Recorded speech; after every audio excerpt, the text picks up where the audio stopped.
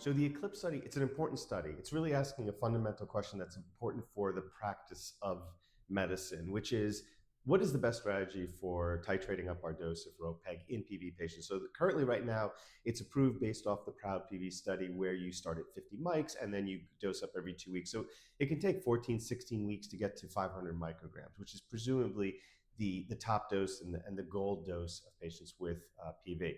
The ECLIPSE study is asking a more relevant, perhaps a clinically relevant question that is often asked in clinical trials.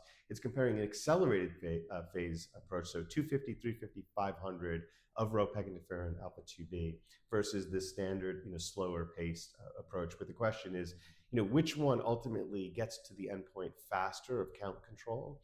I think tolerability would be important. And then ultimately, do patients get not just, I would say, CHR faster, but what are the molecular responses if you get up faster? Does it matter? And I think that's an unanswered question. There are some of those folks in this MPN community that think, faster and harder hitting the clone might be better.